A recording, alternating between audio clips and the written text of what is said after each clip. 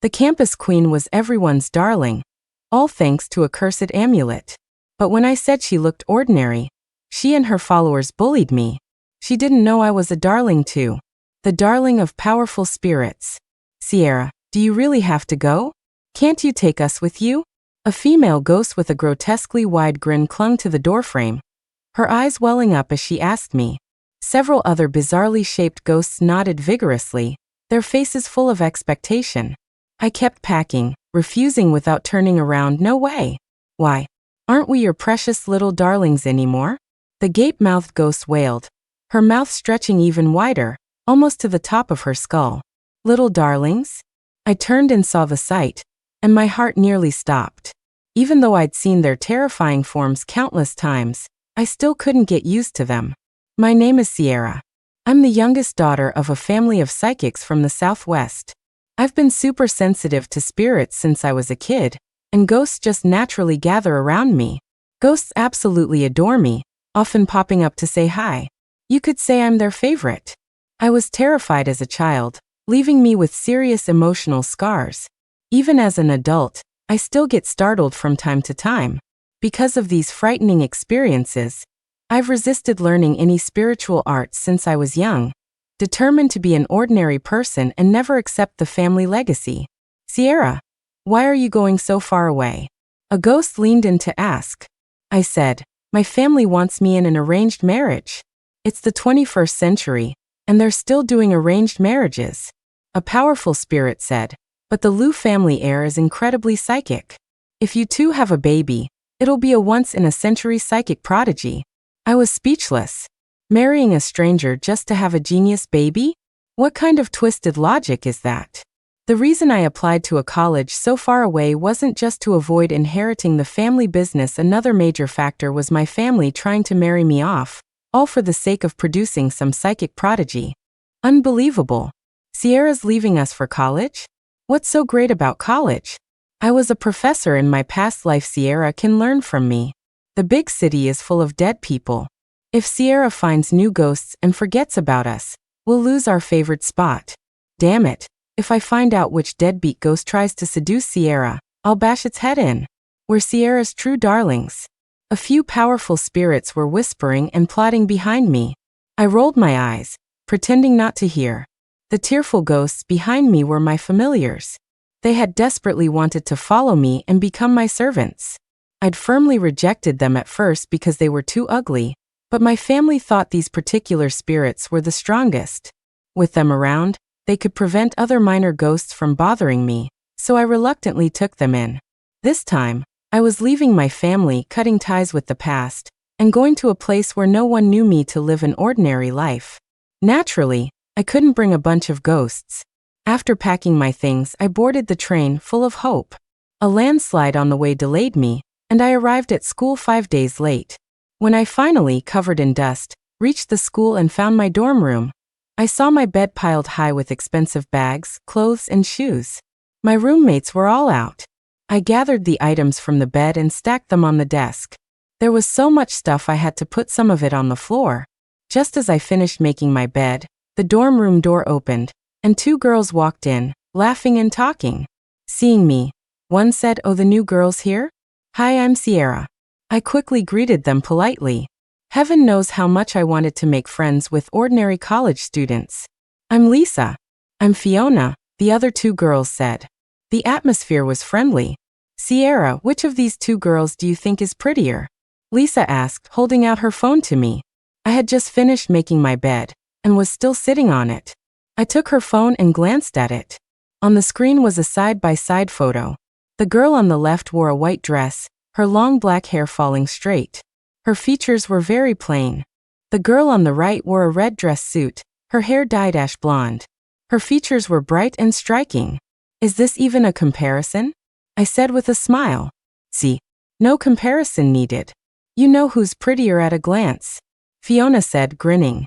I handed the phone back to Lisa and said casually, "Anyone can see the girl on the right is prettier." The dorm room suddenly fell silent. I looked at them, puzzled. After a moment of silence, they asked me, "Who did you say is prettier?" "The girl on the right," I answered honestly. Lisa and Fiona's expressions turned very strange. Hey, what kind of taste do you have? The girl on the left is obviously prettier, right? I was confused. But the one on the left looks so average. What are you guys talking about? With an unfamiliar female voice, a girl in a white dress with long hair walked into the dorm. It was the girl from the left in the photo. One of the most awkward things in the world. Talking bad about someone, and they suddenly appear. Fiona introduced the girl as Wendy. I mumbled an awkward hello. Why are you so rude? We're all down here, and you're sitting up there talking to us, Wendy said unhappily. That's such a high and mighty attitude. That accusation caught me off guard. I wanted to explain, but considering I'd just arrived and didn't want to ruin roommate relations, I quickly climbed down from the bed. My shoes. Wendy noticed the things on the floor and exclaimed, "Why did you put my shoes on the floor?" I said, confused. Aren't shoes supposed to go on the floor? Who says? These are limited edition shoes. Wendy angrily picked up the shoes, wiping them while complaining about the things on her desk. Why did you mess up all my stuff? She had so many things. I was careful not to get her clothes and bags dirty, placing them on the desk and chair. There was simply no more room for the rest, so I put them on the floor. Besides, the things on the floor were shoes and thick plastic bags, impossible to get dirty. That's when I understood. She had overheard my comments about her appearance, was upset, and was deliberately picking a fight. I was speechless. Excuse me, this is my space. Is it okay for you to just leave your stuff all over someone else's area? Hey, what's with your tone? Before I could finish, Lisa and Fiona interjected angrily. You're clearly in the wrong. And you're still being so aggressive towards Wendy? Me? Wendy remained silent, her gaze cold. After condemning my crimes, Lisa and Fiona added, you should look in the mirror. A country bumpkin daring to say Wendy looks ordinary. My jaw nearly hit the floor. The college students I'd met on the way, though perhaps a bit naive, were all polite and could tell right from wrong. Why were these three so different? On my first day, I had already seriously clashed with my roommates. For the next few days, the three of them ganged up to exclude me, like deliberately discussing where to eat, making plans to go out, or where to shop, all while leaving me out. Someone with weaker mental fortitude might have been depressed for a long time from being ostracized like that. But I'd been scared by powerful spirits since childhood, so my mental resilience was pretty good. If they ignored me, I ignored them. My composure foiled their exclusion plan, making the three of them even more annoyed. On Friday, a Lamborghini pulled up in front of the dorm. A handsome guy got out of the car and waited beside it. Wendy emerged from the dorm, surrounded by a group of people, and got into the Lamborghini. Cheers erupted from the crowd. I had just finished class and was passing by, so I stopped to watch the scene, which felt like something out of a teen drama. Lisa, standing nearby, noticed me and said smugly, "You see that country bumpkin? Wendy's family is super rich, she's beautiful and kind-hearted, and that was her brother. He spoils her rotten." I asked, confused, "What does her being spoiled have to do with you? Why do you look so proud?" Lisa was momentarily speechless. So this was what my dream college life was like. I was a bit disappointed. I decided to rent an apartment near the school and move out, and maybe do some streaming. When I insisted on going to a faraway college, my family disapproved and cut off my allowance. But I had money. Over the past few years, to avoid learning spiritual arts, I deliberately immersed myself in gaming, editing some funny game clips that unexpectedly went viral online. Riding the wave of popularity, I became a game streamer. Later, I teamed up with a female streamer named Goth Kitty, who was incredibly skilled. We often played games together, boosting each other's popularity in our streams, and the income was decent. Just as I was about to tidy up my room, the doorbell rang. Coming. I went to the living room to open the door, but the hallway outside was empty. After looking around for a moment, I thought it was a prank and closed the door, heading back inside. As I closed the door and turned around, several ghosts were standing in the living room. One without a head, some with missing limbs, one with a super long tongue. I screamed in terror. "Hello, Miss Sierra," the long-tongued ghost said respectfully, stepping forward. "You know me?" I was still shaken. The long-tongued ghost said, "Your familiars were worried about you, afraid you'd get involved with other ghosts out here, so they specifically asked us to look after you." A vein throbbed on my forehead. Who the heck was getting involved with other ghosts? I don't need it. I shouted. You do, the ghost said. For example, you need someone to clean the house. They vanished from the room, and a moment later, a few people came in to help me clean and cooked a lavish meal. They were possessed by the ghosts. The house really did need cleaning. I silently sat on the sofa and didn't refuse. Living off campus required an application, so I still returned to the dorm every night during that time. When I got back to the dorm that evening, Lisa and Fiona weren't there, only Wendy was in the room. Seeing me, she smiled. Sierra. I walked over. What's up? Wendy said, let me show you something. She unclasped a jade amulet from her chest and handed it to me. Hold this. I took it instinctively. It was ice cold to the touch, and a strong, evil energy seeped into my skin. In an instant, my mind became hazy. Sierra, who is the most beautiful and adorable person in the world? Wendy asked me. Her whole body seemed to glow, like a fairy descended to earth. Her ordinary features suddenly became incredibly beautiful, and her every expression was captivating. Oh my God, she's so beautiful and cute. An uncontrollable urge to adore her welled up inside me. However, just as the thought arose, the evil energy in my body was neutralized by my spiritual power. I quickly regained my senses and threw the amulet away. The amulet clattered to the floor. Ah, my amulet. Wendy scrambled to pick it up, then said angrily, Sierra, what do you think you're doing? Lisa and Fiona pushed the door open and walked in, seeing us confront each other. What's wrong? Wendy complained first. I showed Sierra my amulet, and she threw it on the floor. It almost broke. Sierra, how could you? That's so mean. The two of them joined Wendy in scolding me. I rubbed my temples, staring at Wendy. There's something wrong with your amulet. You're the one with a problem. A flicker of panic crossed Wendy's eyes. I frowned and warned Wendy. I suggest you throw that amulet away. Wearing it for too long will cause trouble. You're crazy. Wendy turned away angrily. She's just jealous. Lisa said. That day Wendy's brother came to pick her up. Sierra was downstairs staring. That expression, TSK TSK. She's probably never seen a Lamborghini before. And her eyes were glued to Wendy's brother. I was speechless. Who was jealous? I said directly, Wendy, that amulet of yours can make people like you, but the price will be your life. Wendy's face stiffened. Fiona said angrily, Sierra, you threw Wendy's amulet and now you're cursing her? Are you sick? Fiona and Lisa frantically called me a hick, a country bumpkin, and malicious. Wendy sat to the side, saying nothing. A few days ago, their insults would have angered me, but now, hearing Fiona and Lisa curse me, I felt nothing at all. Because those two were controlled by the amulet. There aren't that many inherently malicious people in the world. They were just ordinary college students. Attacking someone without any provocation. Only characters deliberately created in novels behave like that. The atmosphere in the dorm was tense. Half an hour later, my phone rang. Hello. I answered. Who is this? Miss Sierra, you forgot something. I'll bring it over to you, the voice on the phone said. Are you free to come downstairs? I happened to want to avoid my roommates, so I used it as an excuse to go downstairs. A lot of students had gathered below. A Rolls-Royce was parked on the road. An impeccably dressed British-style butler stood by the car door. Seeing me, he placed a box of exquisite cake in my hands. I recognized at a glance that the butler was possessed by the long-tongued ghost. I asked, confused, I didn't order a cake.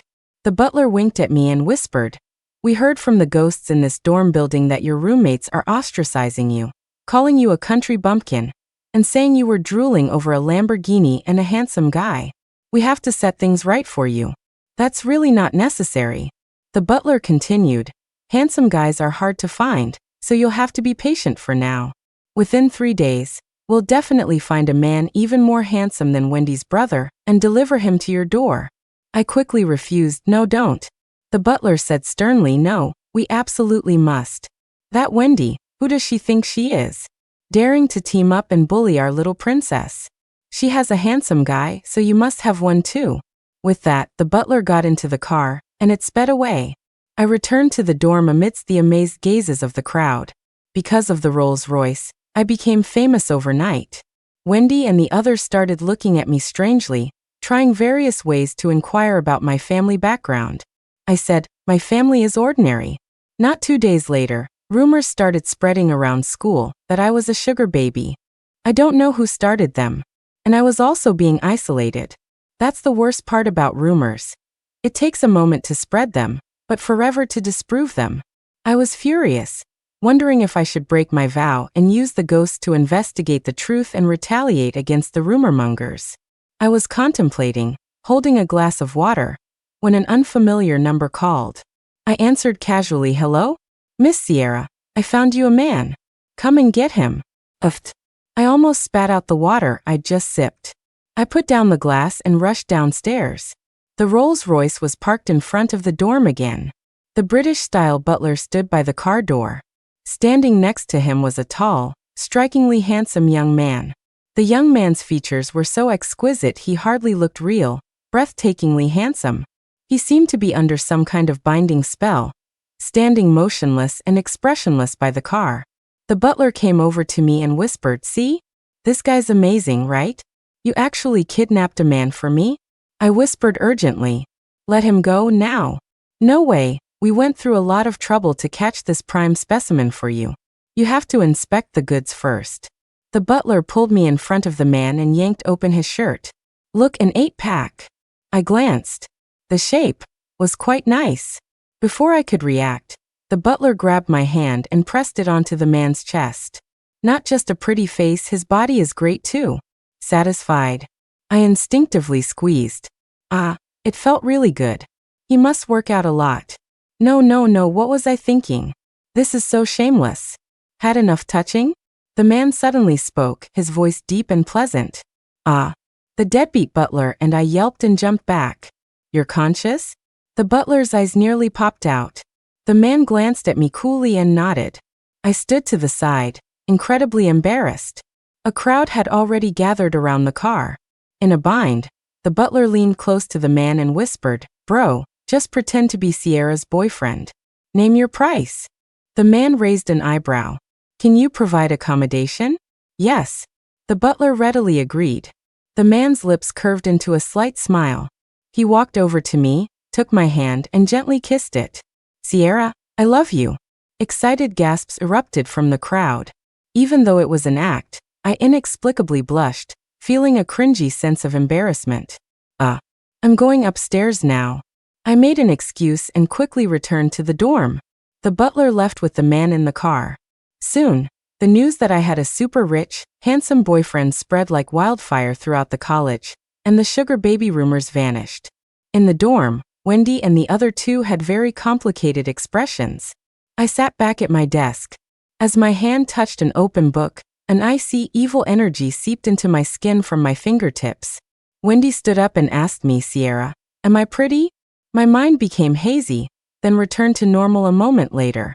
I angrily snatched the amulet tucked into the book and said to Fiona and Lisa, you two get out. Hey, why should we get out? Lisa started to say, but Wendy interrupted her. Get out. Lisa and Fiona reluctantly left the dorm. What are you trying to do? I asked, holding the amulet. Trying to control me with it again? Wendy asked, why aren't you affected? I sneered, because I'm a psychic. No wonder. Wendy realized, then held out her hand. Give me back the amulet. I shook my head angrily. No, this thing can't be kept. With that, I raised the amulet to smash it on the desk. Don't. Wendy rushed forward to stop me. I held the amulet and asked her, do you know this amulet is an evil object? Wendy bit her lip.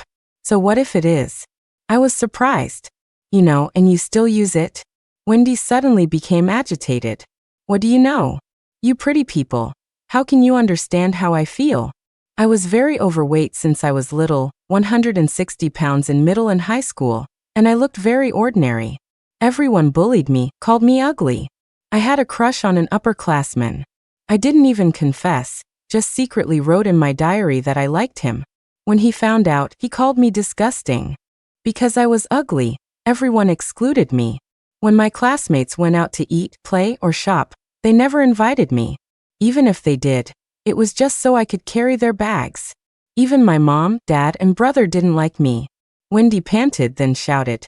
So I swore I would make everyone like me. I wanted to be beautiful in everyone's eyes. I wanted to be adored by the whole world.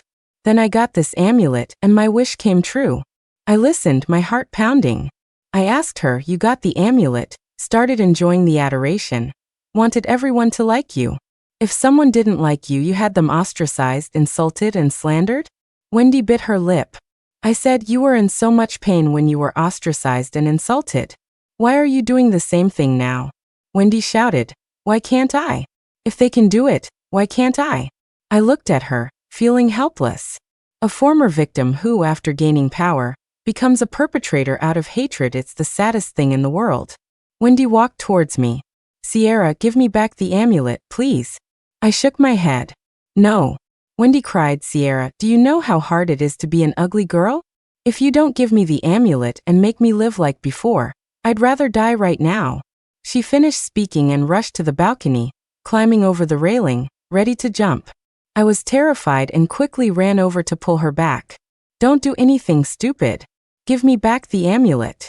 Wendy seized the opportunity to snatch the amulet from my hand and hurried back into the dorm. I looked at her. Wendy, you're not ugly. I thought for a moment, afraid she'd continue to act foolishly, and said seriously, on the first day of school, when I saw your photo and said you looked ordinary, I hurt you. I apologize. Wendy paused. I said, that day your brother came to pick you up, you were wearing a white dress and makeup. You actually looked quite pretty. Wendy continued walking forward without looking back. My application to live off campus was approved, and I moved into the rental apartment the next day. Wendy stopped targeting me and even helped me move my things downstairs. If it's because of me, don't move out, Wendy said softly. We can just keep to ourselves from now on. I replied, it's not because of you. With the help of the powerful spirits, I moved all my belongings to the rental apartment. As soon as I walked in, I saw a familiar figure sitting on the sofa, leisurely flipping through a book. My eyes widened in surprise. What are you doing here?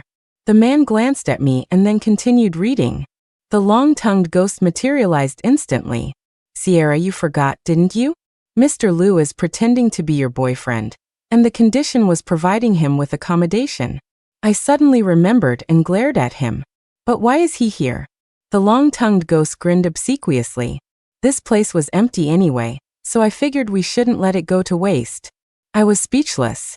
I'm going to be living here. How can I live with a strange man? The long-tongued ghost looked at the man, then at me, and said, Sierra, he's not exactly a stranger. Mija? The long-tongued ghost said, his name is Logan. He's the young master of the Liu family of psychics, one of the strongest psychics around, and also your fiancé. Fiancé? I was stunned. The man closed his book, his lips curving into a slight smile. Hello, fiancé. Please take care of me from now on. I grabbed the long-tongued ghost by the ear. What's going on? Explain yourself. You can ask me directly. The handsome man sat on the sofa, his expression calm. I just arrived in Seatown today, and was bound by your familiars with a soul-fixing spell and brought before you. Apparently, I'm supposed to be your man. I shot a furious glare at the long-tongued ghost. The long-tongued ghost flinched and scurried over to Logan's side, fawning. A big misunderstanding, all in the family. My apologies. Who's in his family? I rubbed my hands together like a fly, forcing a smile. It's all a misunderstanding, haha. I quickly opened the front door and, with the most sincere gesture, invited, I'm so sorry to have bothered you. Please, feel free to leave. Logan didn't move. His voice was steady. I'm new here, don't know anyone. I think this place is quite nice.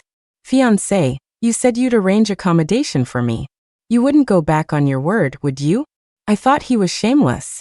But then I remembered the long-tongued ghost tying him up and bringing him to me, and me checking out his abs and touching his chest. That seemed even more shameless. So I fell silent. Anyway, the apartment had 2 bedrooms and 1 living room, just right for 2 people. According to Logan, his family had sent him to track down his uncle. His uncle's name was Mason. Apparently, he had left the Liu family long ago, lived on his own, and even had a girlfriend. Later, the girlfriend was dismembered. Mason resurrected her and turned her into a powerful spirit. This violated their code, so Logan was sent by the family to find them. Then go investigate. Why are you staying at my place? I said. Logan replied dismissively, can't find them. Bull. He hadn't even gone out to look, just lazed around my house reading books all day. That night, while duo streaming with Goth Kitty, I couldn't help but complain, Kitty, I finally escaped my family, hoping to live a normal life, but I'm still in deep water. Kitty asked, what's up? I said, we've known each other for so long, so I'll be honest. My family's in the, well, they deal with ghosts. I'm a total ghost magnet. I've been surrounded by them since I was a kid. I just want to be a normal girl and live a normal life. I finally got into college, and what happens? My roommate has a cursed amulet, and a bunch of ghosts are constantly pestering me. Kitty, that sounds tough. I said, yeah. Luckily I have you. You make me feel the joy of being an ordinary person. I like ordinary humans like you the most. Kitty chuckled dryly. Yeah, right. The school suddenly became lively. Seeing the banners hung around campus, I realized they were holding a campus queen election. The finalists were Wendy and the other girl my roommates had asked me to comment on. Photos of the two girls were displayed on signs along the road. The difference in their appearance and figures was obvious, yet many people, as if collectively blind, gathered around Wendy's sign, praising, wow, she's so beautiful. Like a little fairy. On the school forum, Wendy won first place with an overwhelming number of votes. 2 days later, the election ended. Wendy was crowned campus queen. Many girls flocked to the dorm to congratulate Wendy. When Wendy saw me suddenly return, a flicker of panic crossed her eyes, but she quickly regained her composure. By 10 o'clock that night, the girls had all left. I walked over to Wendy. To get so many people to vote for you, you must have used the amulet many times, right? Wendy, wearing a golden crown and a princess dress, looked like a little princess. She said, so what? The amulet is consuming your lifespan. I couldn't help but advise again. What's more important, your life or other people's affection? Of course, other people's affection is more important. Wendy answered without thinking. I was shocked. She lowered her head and said, if I don't use the amulet, they'll never like me. They'll call me ugly, exclude me, bully me. But you're not ugly. I said. I am an ugly girl. Wendy looked up. Without the amulet, no one will ever like me. I felt like she had gone mad. She had clearly lost weight, and while not a true beauty, she looked pretty when dressed up. Yet, she stubbornly believed she was ugly and had to rely on the amulet to become beautiful and gain others' affection. This strange mindset was probably formed from past blows. I thought for a moment, took her hand, and said seriously, Wendy, I'm not affected by the amulet, so my assessment of you is objective. You really aren't ugly. Please stop putting yourself down, okay? Then do you like me? She asked, her eyes hopeful. I paused for a moment, not wanting to lie to her. After you guys excluded me, it would be a bit fake to say I like you. But now that I know your past, let's call it even. As long as you don't do anything excessive, we can definitely be friends. Wendy's eyes dimmed. Anyway, stop using the amulet, I said. If you really want to be prettier, get some minor cosmetic work done. Wendy shook her head. If I really got plastic surgery and became a different person, even if they liked me, they'd only be liking my fake face, not me. Besides, would plastic surgery even make people like me? Not necessarily. As long as I have the amulet, they'll definitely like me. After our talk, Wendy's attitude towards me changed. Before, it was a case of minding our own business. Now, she would invite me to attend classes and eat with her. But no matter how I tried to persuade her, she refused to give up the amulet. She was the queen bee at school, enjoying everyone's adoration. People paid for her when she went out. Countless boys showered her with expensive gifts. Endless friends surrounded her, and handsome men knelt before her, professing their love. Everyone pampered her, loved her, praised her beauty and cuteness, calling her a fairy. She was always the center of attention. She could no longer live without that glamorous life. Wendy said, you know, I used to say 10 sentences, and no one would listen to one. If I wanted someone to notice me, I had to speak loudly, repeat myself constantly. But now, I can say anything casually, and people will take it to heart. She said, I used to be invisible. People ignored me. They only thought of me when there was work to be done. But now they all gather around me, their eyes on me all the time. She said, I used to have to do so many things, constantly trying to please others, just to get a little bit of affection. But now, I don't have to do anything, and people like me. She said, it's so good to be beautiful. You don't have to give anything, and countless people like you. Some people, just because they're born well, look good, don't have to work hard, can get things others can only dream of their whole lives. This world is so unfair. Since the world is so unfair, why should I be fair? Now that I've paid a price to gain this privilege, naturally, I want to do whatever I want, just like them. I didn't know how to respond. After all, I had never been ostracized because of my appearance. Although my family didn't particularly like me, the ghosts took good care of me. Whatever I wanted, they would find a way to get it for me. I hadn't experienced her pain, so I couldn't empathize with her feelings, but I also didn't agree with her actions, so I avoided her. Until that day, the photos from the school's campus queen election were posted on social media. It all started with an online discussion. Which university's campus queen is prettier? Wendy's photo was posted, looking completely out of place among a lineup of beauties. Netizens, unaffected by the amulet, flooded the comments with criticism. Is X university out of women? They picked an ugly girl as campus queen? OMG my eyes. I'm going blind. This is a campus queen? This. Seriously? You could randomly pick any female student, and she'd be prettier. Wendy's supporters immediately counterattacked, hyping her as having goddess-level looks. And their emotions were very agitated, abnormally so.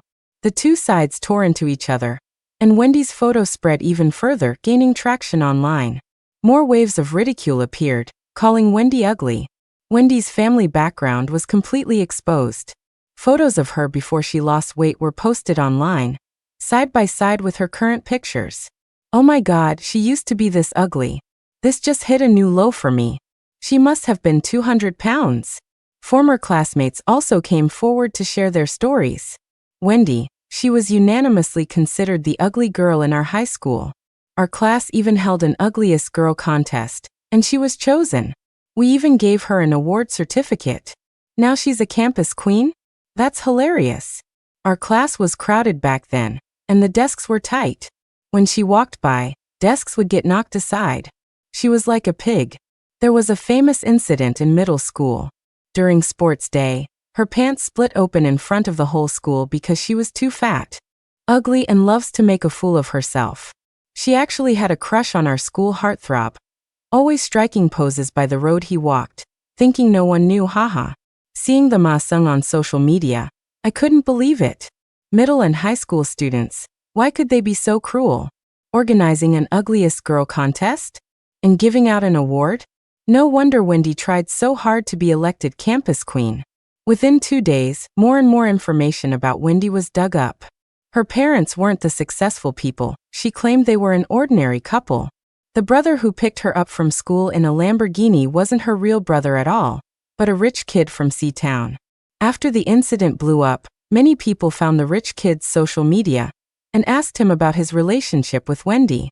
More and more people criticized Wendy, their words becoming increasingly vile. Seeing those words, I was secretly alarmed. Even though she had bullied me before, at this moment, I was actually a little worried about her. After class, I went to find Wendy. I couldn't find her in the cafeteria or the dorm. After asking around, I learned that Wendy had gone to the downtown plaza. I quickly hailed a cab to the city center. The plaza was packed with people. Following the crowd, I saw many people queuing up ahead. I walked over and saw Wendy standing in the center of the plaza. Beside her was a sign that read, "Shake my hand for $5. Her rich, handsome brother stood behind her. For $5, many people lined up to shake her hand. Each time, the rich, handsome brother would scan a QR code to give $5 to the person. The line was incredibly long. I keenly spotted that Wendy was clutching the amulet in her palm. Seeing this, I thought she had gone completely insane. Using the amulet so excessively would definitely lead to trouble. Sure enough, a short while later, Wendy suddenly fainted and collapsed. The scene descended into chaos. Her rich, handsome brother stood frozen, looking bewildered. The crowd of Wendy's fervent admirers also fell silent, looking at each other as if they didn't know why they were there. The plaza was teeming with people, yet not a single person offered to take Wendy to the hospital. I called an ambulance. In the hospital, Wendy regained consciousness. The first thing she did upon opening her eyes was cry out, "The amulet! My amulet!" I sighed. "The amulet is already broken." "What?" Wendy sat up and frantically searched her bag, naturally finding nothing. I took out the shattered amulet and handed it to her. Wendy stared at the broken amulet, stunned. I looked at her and said, "Do you know why you fainted?" Wendy looked up. I said, "The amulet has finished consuming your lifespan and has served its purpose. From now on, you only have a few days left. You might die from illness or an accident, but either way, you won't live past 7 days." Fear filled Wendy's eyes. She froze for a moment, then covered her face and sobbed quietly. How could this happen? I only used it for such a short time. I opened my mouth but ultimately swallowed my words. She had used the amulet so extensively her lifespan had been consumed incredibly quickly. Nothing could be said now. "Do you regret it?" I asked. Wendy lowered her hands, a bitter smile on her face. I knew there would be a backlash, and I was prepared for it. But I didn't expect it to be so short. Returning to school from the hospital, my heart was heavy. Does Wendy know some kind of magic or something? Why was I so obsessed with her before, like I was possessed? Me too. Me too. She's so average, but I thought she was like a fairy. From the school gate to the dorm building, countless people discussed Wendy's situation as they walked, their initial confusion turning into a sense of strangeness. When I got back to the dorm and opened the door, I saw Lisa and Fiona chatting. Lisa and Fiona stood up nervously. "Sierra, you're back." I nodded and went inside to pack my things. "Sierra, there's something we want to say." Fiona and Lisa hesitantly walked over to me. "We're really sorry for targeting you because of Wendy. We don't know what came over us. When you said Wendy wasn't pretty, we got so angry. When Wendy was sad, we hated you even more. Oh my God, I can't believe I said those things. Yeah, we rarely swear. We don't know what happened. It was like we were cursed." Lisa and Fiona apologized profusely. Their sincere attitude slightly lifted my heavy mood. I said I never disliked you guys. "Really? That's great." The two of them breathed a sigh of relief. I packed my things and left the school. Pedestrians on the road were still discussing Wendy. As I walked, I scrolled through my phone. Countless people were attacking Wendy under her posts. Wendy had used the amulet to force others to love her. Now that the amulet was ineffective, those people no longer loved her, and the backlash was incredibly severe. The rich kid brother announced he would pursue compensation for all his losses, or else take her to court. Many others demanded Wendy return their gifts. I turned off my phone and returned to my rental apartment, dejected, sitting on the sofa in a daze. Several ghosts gathered around. "Sierra, what's wrong? Is something bothering you?" I looked up and saw several bloody faces screaming, "Ghosts!" Logan walked out of his room, waved his hand, and the ghosts tearfully departed. "What happened?" He sat down opposite me and handed me a cup of tea. I took a sip and instantly felt refreshed. "This amulet." I took the shattered amulet from my bag and handed it to him. Someone used this amulet to make others love her. Now it's broken, and she's suffering the backlash. An amulet that absorbs lifespan? Logan saw the crux of the matter at a glance, picked up a fragment, and said, truly ruthless. I asked, without much hope, "Is there any way?" Logan shook his head. "The ritual is complete. The amulet is broken. It's irreversible." Of course.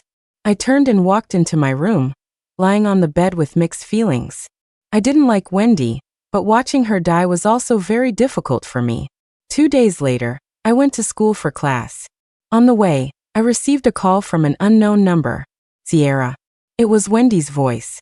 "Me, Wendy? Can we meet? Please. You're out of the hospital?" "Yeah." We met at a coffee shop outside the school. Wendy looked pale, her long hair disheveled like a ghost. "Sierra, it's like this." She lowered her head. Everyone hates me now. You're the only person I can ask for help. I sighed. Just tell me what it is. Wendy looked up, her eyes calm. I'm going to die soon, right? I've been calling a lot of people to apologize. But there's some money and gifts I haven't returned. I'm afraid if I die, I won't be able to return them. So, I wanted to ask you, Sierra, if I die, can you help me return these things? I was stunned. I hadn't expected her to want to talk to me today about something like this. Wendy extended a pale hand, handing me a notebook. It listed who had given which gifts. Okay. I took the notebook. Wendy smiled happily. We left the coffee shop, walking side by side towards the school. It figures. Someone like me should just stay in the dark corners. Even if I trade my life for adoration. It's only a fleeting moment, followed by a backlash, Wendy said as she walked. As we walked, she suddenly crouched down, covered her face, and cried. I stood by silently, not knowing how to comfort her. A moment later, Wendy stood up again, wiped away her tears, and said, so be it. The sooner I die, the sooner I can be reincarnated. Maybe I can be reborn as a beauty in my next life. My heart tightened. Suddenly, a ball rolled from our feet into the adjacent street. A little boy chased after the ball into the street. Before I could react, Wendy, without thinking, chased after him. Hey, come back. Come back. A car sped towards them. The screech of brakes pierced the air. Wendy shoved the little boy out of the way. The car hit Wendy. Her frail body flew into the air, and then fell heavily to the ground. The little boy was unharmed, sitting on the ground wailing. I ran over and knelt beside Wendy, completely at a loss. Wendy, Wendy. Wendy weakly opened her eyes, smiled at me, her face covered in blood. Didn't expect I'd die saving someone. It's good. At least, the person I saved will like me. Wendy, I cried, dialing 911. A hand rested on my shoulder, and a voice said in my ear, don't worry, she can live. I turned my head and saw Logan had appeared behind me at some point. He held the shattered amulet in his palm and said, the reason she's dying is because her lifespan was taken. If we can get her lifespan back before she completely dies, she can live. Tears blurred my vision. But didn't you say there was no hope? That was before, Logan said. Now that she's saved a life by taking on misfortune for someone else, she's already karmically linked her life with the person she saved. If the person she saved wants her to live, and her lifespan can be retrieved, she can live. Logan knelt in front of the little boy and asked gently, little one, the lady saved you. Do you want to save her? The little boy nodded through his tears. Yes. Are you willing to share your life force with her? Yes. Logan patted his head. Good boy. Logan stood up, his expression serious, and formed a mudra. Spirits of the four directions, hear my command. A strong wind suddenly rose from the ground. Wendy's soul flickered, then climbed out of her body, looking at me in confusion. Sierra? What are you doing kneeling there? She looked down and saw her own body, startled. I'm dead. I jumped up in panic, grabbed her by the neck, and pushed her back into her body. Get back in there. A faint light emanated from Logan's palm as he touched his forefinger to Wendy's forehead. After finishing, Logan let out a slight sigh of relief. Sierra, I've sealed her soul. If we can't retrieve her lifespan within a day, she will die. But how do we get it back? I asked anxiously. Who do we get it from? You'll have to find it yourself. Me. Logan placed his hands on my shoulders, his gaze firm. Sierra, you are the most psychically gifted person in the world. Wherever you go, you will encounter ghosts and supernatural events. You can connect with all supernatural beings, and those beings will intentionally or unintentionally gather around you. If you search with all your heart, you will find them. I understand. I took a deep breath. The siren of the ambulance grew closer. Logan and I retreated to a secluded spot. I sat cross-legged and formed an unfamiliar mudra. I had always avoided communicating with ghosts, wanting to be an ordinary person.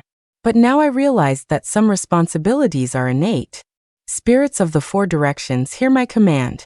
A fierce wind swirled, the sky gradually darkened, and storm clouds gathered from all directions. Countless ghosts roared as they flew over. Sierra, Sierra, Sierra. I tossed the amulet into the air. Remember the aura on this.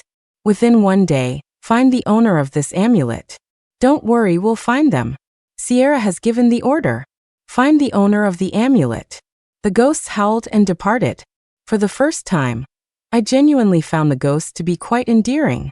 Although they had scared me since childhood, they had always loved me. I should be grateful to them. I decided to change my mindset, tentatively trying to accept them from the bottom of my heart. Logan and I waited for Wendy at the hospital. The light in the operating room was on. The sky remained overcast. I anxiously checked the time, only an hour left. Logan squeezed my hand. It's okay, they'll definitely find it. Just as he finished speaking, a ghost flew to us and said, Sierra, we found her. It's a fox spirit. Half an hour later, Logan and I arrived at an antique shop. A beautiful woman in a red dress walked out, smiling. What can I get for you, customers? The ghost pointed at the woman. That's her. I rushed over angrily. Hey, give Wendy's lifespan back to her. The woman was taken aback, then raised an eyebrow. Looking for trouble? Logan took out the shattered amulet. This is yours, isn't it? Also, allow me to introduce myself. I'm Logan from the Liu family, and this is Sierra from the Shui family. The owner's expression changed slightly, then she sneered, so what? Wendy and I had a legitimate transaction. She pulled out a document and handed it to us. Take a look. The contract is signed clearly. I wrote down all the consequences plainly. See, here's her signature, proving she knew the consequences of the deal. I carefully examined the contract. It wasn't complicated, not something one couldn't understand. From Wendy's tone, it was clear she indeed knew the consequences of using the amulet. I was suddenly at a loss for words. Thinking Wendy would die soon, I couldn't help but cry. Logan glanced at me and said to the owner, let's talk privately. The two went into an inner room to negotiate. Not long after, they came out. The owner, smiling, handed me the contract and took an amulet from her bosom. All right, I'll return her lifespan. Watch closely. She slammed the amulet onto the ground. It shattered, and countless points of light flew into the sky, then instantly flew off in another direction. That was Wendy's lifespan. I let out a long sigh of relief. Handsome, you have to keep your promise to me. The owner placed her hand on Logan's shoulder, winking at him. Logan subtly moved away and said to me, let's go. I quickly followed him out of the antique shop. Come again soon, you two, the owner called after us. I asked Logan, what did you promise her? Logan glanced at me coolly. Nothing. What do you mean nothing? I was very worried. What if Logan had traded something very valuable? But no matter how much I asked, Logan wouldn't say. Don't worry. I traded something she really needed, but wasn't very useful to me, Logan said. If I had really given away something valuable, I would ask you for compensation. I breathed a sigh of relief. Back at the hospital, the operating room door opened. The doctor said, the surgery was successful. The patient has cheated death. I happily hugged Logan. That's great. Realizing what I'd done, I quickly let go of him, took a step back, and wished the ground would swallow me whole. Half a month later, Wendy returned to school. By then, the hype around her had mostly died down. She apologized to people one by one and returned all the gifts and money. Many people chose to forgive her. Overall, college students are a bunch of pure-hearted yet somewhat naive people. They get angry and excited easily, but they also forgive easily. They are honest, magnanimous, a bit goofy, willing to believe in good things, and quick to forgive those who make mistakes. These traits might seem foolish to jaded adults, but that foolishness is so precious. In advanced math class, just as I sat down, a voice next to me asked, "Can I sit here?" I said, "Of course." Wendy happily sat next to me, her long hair down, wearing a white dress. She looked plain but had a quiet demeanor. "Thank you," she said. I opened my textbook. "No problem," Wendy said. After this near-death experience, I realized that other people's approval doesn't seem that important. I turned my head and said seriously, "To make others like you, you first have to like yourself." Wendy paused, then smiled. "Don't worry, I won't put myself down anymore." Wendy responded to the Campus Queen Award incident on social media, voluntarily withdrawing from the competition. She also talked about her past experiences with bullying, posted screenshots of her middle and high school classmates' comments, and openly showed the Ugliest Girl Award certificate. The little boy's parents also spoke out, saying she saved their child and was the most beautiful campus queen. Public opinion was stirred once again. That Ugliest Girl Award is seriously messed up. That must be a lifelong psychological scar. These people are so vicious. Although Wendy's looks can't compare to others, for her willingness to risk her life to save someone, I'd vote for her. Speaking of which, the fact that she went from 160 pounds to her current 95 pounds is amazing, okay? Anyone who's tried to lose weight knows how much willpower that takes. Looks aren't everything. Why can't she be voted campus queen? Countless people commented, and Wendy's reputation gradually turned around. Those who had given her the Ugliest Girl Award were doxxed, their photos posted online and ridiculed. Well, this girl looks like that and has the audacity to call others ugly? Hasn't she looked in a mirror? Oh my god, this guy must be over 200 pounds, and he called her a fat pig? He's a dead pig himself. Because of Wendy's incident, a heated discussion about female beauty standards erupted online. Many girls complained that modern society demands girls be fair, young and skinny, look delicate, and are called fat if they weigh over 100 pounds. In fact, beauty comes in many forms. It doesn't have to be fair skin to be beautiful. Some healthy, tan skin tones are quite attractive. Girls don't necessarily have to diet down to have chopstick legs. Healthy, toned legs from regular exercise are also very attractive. Girls' looks don't have to be childlike. The cool, mature, older sister type is also beautiful. Girls don't have to be thin. Some chubby girls are also very cute. Wendy's reputation became mixed. She had made mistakes, and it was impossible for everyone to forget, but the bullying she had endured also made people sympathize with her. However, whether people loved her or not, she could now face it calmly. I was streaming games with Goth Kitty. Kitty asked me, "Sierra, has something good happened to you lately? You sound really energetic." I chuckled. "Yeah, something good happened." "Tell me about it." "A friend of mine, she hit rock bottom, but she's bounced back recently." "That's great." In the chat, a bunch of fans were spamming, "Sierra's amazing. Go Sierra." My top supporter sent me a virtual airplane. Then my supporters from number 2 to number 10 also showered me with gifts. "Thanks, top supporter." "Thanks, rich ladies. Love you all," I said, beaming. Kitty tabbed out of the game and sent me a gift too. She was currently my number 7 top supporter. After the gifts started rolling in, haters flooded the stream, agitatedly typing, "Why? Are you guys crazy, sending a supernova to a noob streamer? You should check out XX and XXX, their skills are amazing, and they're great people. If you have money, send it to them. Why waste it on this loser Sierra? This Sierra has no skills, and she's boring to listen to. What do you guys even like about her?" Seeing these fans' messages and Kitty's comfort, I suddenly felt a huge surge of confidence in being an ordinary person. See, even though I encounter ghosts everywhere in real life, online, I meet ordinary people.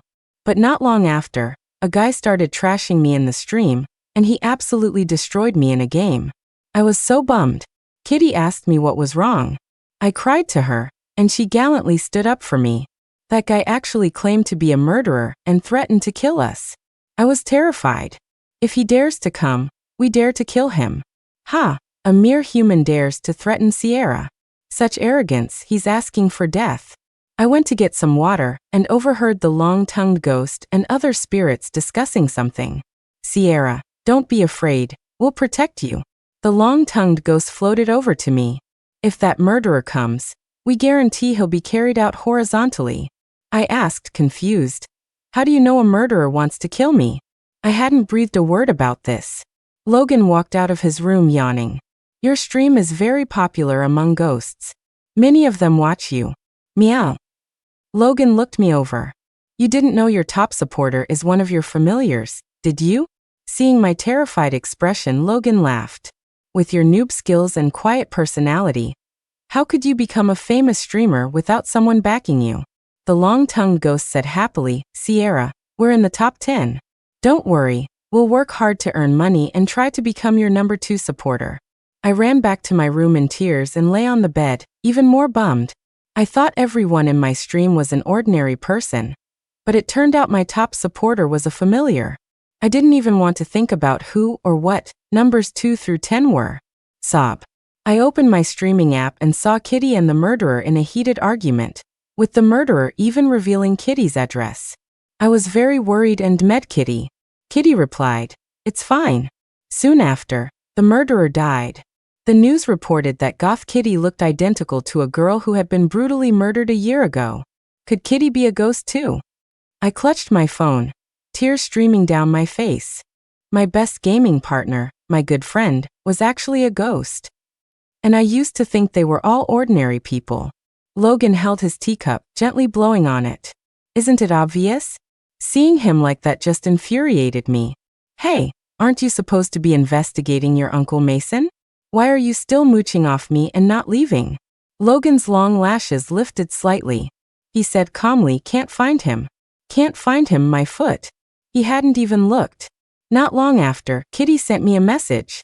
"Sierra, thank you for your companionship this past year. You know my story now. Your family deals with ghosts and I am a ghost. We're not on the same path. Let's not see each other anymore." Just as I was about to reply, I found I had been deleted. So disappointing. I continued to stream, but I couldn't muster much interest. Looking at the list of top supporters, I suspected they were all ghosts. So I shifted my focus to school and decided to move back into the dorm. Logan continued to live in the rental apartment. College is full of ordinary students.